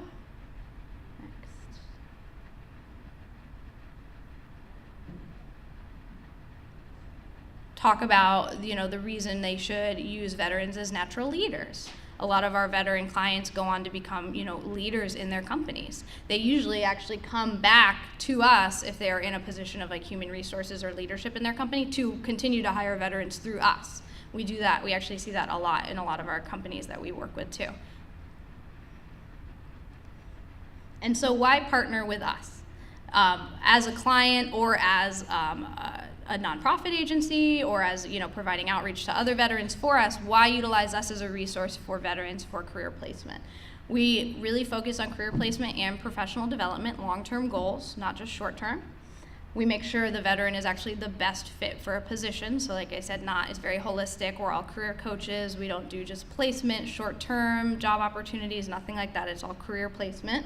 And we also, work directly with hiring managers and companies. So it's kind of like they say 80% of people get a job through someone they know. Well, we are the people that you know now that can get you into a company in a job that you love, that ideally you'll be in for the next 5 or 10 years. So thank you so much. If you know of any veterans that are seeking employment, are underemployed, like a lot of reservists, and are looking for a change of pace, a better career, a more lasting career, a higher paying career, we have a website. It's just our name, usvetscareernetwork.com, and you can look at our success stories, our services. We have a calendar of events, which is open to the public, as well as our online registration form. So if any veteran is interested in registering with us, they do fill out the registration form online, and then within 2 weeks, they will be contacted by a veteran talent specialist to follow up with them. Thank you so much. We have one last speaker today, and so I'm going to ask the representatives from the American Red Cross to please come on up. Hi everyone, thanks for sticking around. We're having technical difficulties, so we're gonna do the presentation without the physical PowerPoint presentation. So I'm just gonna talk to you a little bit about what the Red Cross does for our Service to the Armed Forces program. So I know many of us, when we think of the American Red Cross, we think, disaster services, blood drives, but we were actually congressionally chartered in 1900 to provide service to the armed forces. So the Red Cross mission is the American Red Cross prevents and alleviates human suffering in the face of emergencies by mobilizing the power of volunteers and the generosity of donors. And this power of donors and the generosity of our volunteers, this also extends to the armed forces. So I'm going to read you some numbers now about how the Red Cross's work impacts lives every day. Every 60 seconds, 53 people are assisted by the American Red Cross. 190 times a day, the Red Cross workers help a family affected by a home fire or a disaster. And 1,000 times a day, we provide services to military members, veterans, and their families. So our Service to the Armed Forces program provides a continuum of care. So from the day that you enlist in the military and for the rest of your life, the Red Cross is there for you. So for more than 130 years, the American Red Cross has provided comfort and support to members of the United States military. As I said earlier, we're chartered by the U.S. Congress to provide emergency communications and other support to members of our U.S. military. Our reach is global as well as local. We have people stationed at bases around the world. We have people stationed at Red Cross offices throughout regions throughout the country. So we're a resource for active duty military and veterans as well as members of their family. So we are there from day one, and we provide critical services, starting from that point forward to every member of the U.S. military and their families. So it really starts with enlistment. So I go over to the Military Entrance Processing Center here in El Segundo, and I pick up a stack of cards every couple of weeks that members of the military fill out as soon as they enlist, and that has their family contact information. And we give calls to those families every day, and we let them know the Red Cross is here for them. We do briefings at MEP centers. We're often the last people that speak to families of military members before they go off. And we pretty much just let them know how to contact the Red Cross when there's an emergency, what we can do for them, and the services that we provide. We offer coping with deployments workshops, before your family member deploys, how to remain, calm in the time of stress, how to communicate clearly. We work with a lot of children and teach them, how to cope, if you're stressed out, breathing techniques, or how to recognize your emotions on a scale from red to green, or from frowny face to smiley face. So we work with the children, we work with the parents, and we help them communicate more clearly together. We do get to know us before you need us briefings, because we don't want people to learn about the American Red Cross after the disaster or during the disaster. We want them to know ahead of time. So the emergency service, the most common service that we provide is an emergency communication. So when your family member is stationed somewhere, serving, and there's an emergency on the home front, the Red Cross, our charter lets us communicate with the commanding officer of that active duty military person, and we are able to provide a message from the family and help the family member either come home to be with the family for a funeral, for an illness, for maybe a birth. So we are really able to help provide an emergency communication when there's no other form of communication. We can provide resources for financial aid to bring your family member home. And we follow up with them to see if the family needs any referrals for therapy or counseling or financial assistance. So that's probably the biggest service that we do, and that's why we like to educate family members about our services, so that if there is ever an emergency at home, the Red Cross can help your loved ones come back and be there for you in your time of need. We also have Red Cross volunteers stationed at different military bases around the world. They're often there to just provide support and help boost morale. For example, in a lot of places we have pet therapy. So, at military bases, Red Cross volunteers can come in with therapy dogs and just be there to boost everyone's spirits. We do CPR first aid classes, at different military bases. So we like to be there, in kind of every facet of life for people. Along the continuum of care, is life after the military. So every week, we at the Red Cross go over to the West LA VA. We walk around room to room, thanking veterans for their service, bringing them comfort items such as toothbrushes and lotion and soap, and just the little things that they often forget to bring when they go to the hospital, because it's often last minute, you don't really prepare. And we also just, talk to them, because a lot of times people lack companionship, they lack friendship, they lack an ear to just talk about their stories and reminisce on their time in the service. So we've got to hear some incredible stories, but just most importantly, we thank them for their service, and we let them know, we're here for you, and thank you for what you did for our country. So as I kind of shared with you, we start from the day that you enlist and then all the way further through the continuum of care. And so whenever you think of the Red Cross now, I hope you think of what we do for the U.S. military, and for all the veterans in the room, thank you so much for your service. Thanks for having us. Okay, folks, we're in the final stretch, but we have one additional important presentation. We were very, very fortunate. Congresswoman Waters was not able to attend today, but she called her staff and got them here at the last moment. So I would like to introduce Blanca Jimenez, who is the District Director for Congresswoman Maxine Waters, the California 43rd District. We also have Hamilton Cloud, who is the Special Projects Director for Congresswoman Waters' office, and Tiana Walker, who you've already met when she did the presentations with the Vietnam veteran pins. They have some additional information. We'll be very brief, and we're a little ahead of schedule anyway, so please take it away. Thank you, Kyle. And good afternoon, everyone. I just want to say on behalf of Congresswoman Maxine Waters that we appreciate the work of all of the Veterans Affairs Commissioners for the City of Hawthorne, and obviously for everyone coming out today. It is the most important thing that a public servant, elected representative could do, is to be of service to veterans who have served us. So on behalf of the Congresswoman, we thank you first of all for your service, and if there's anything we could do to assist you, please let us know.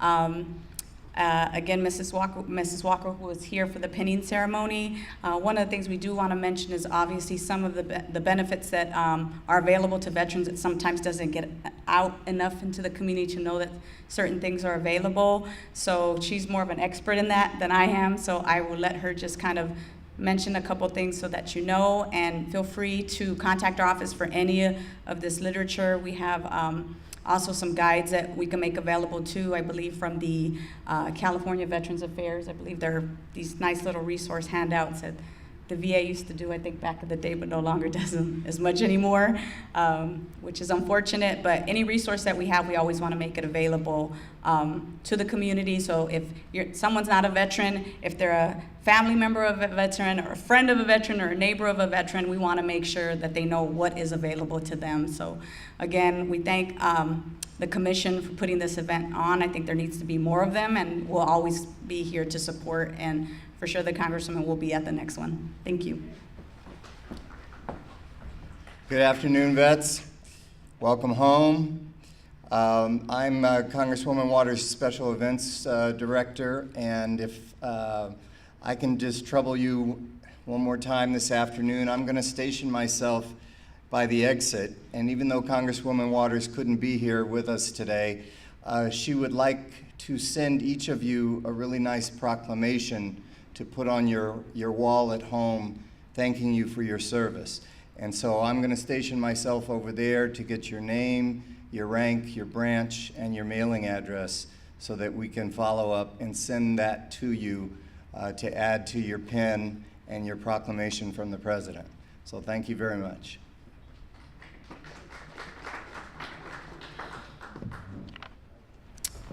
It's me again.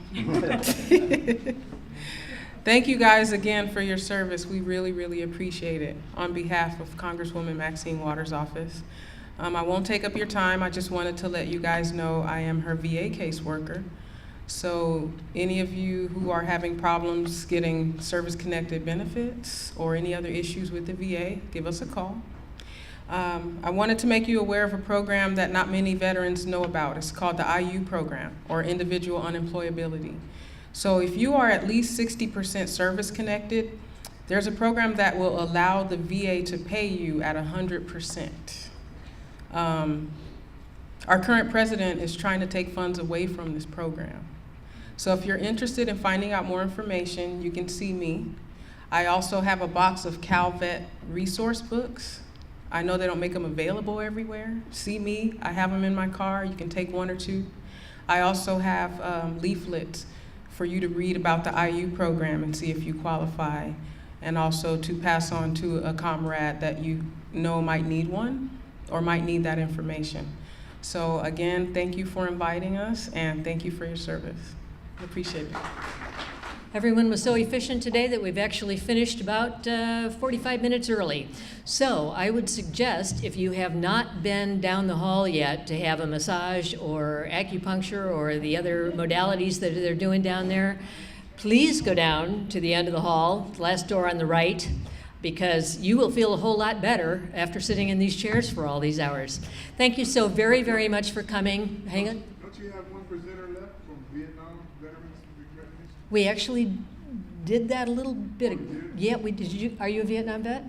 No. No. Okay. All right. Because they got their pins Okay. and all that. So not a problem. We just mixed that up. One other thing that I want to be sure that everybody knows to get on your schedule again is November 10th, which is a Saturday. We will be having a big party and dance here to celebrate Veterans Day. I believe it'll be from 7 to 10 and probably in the main room. Thank you so much for coming.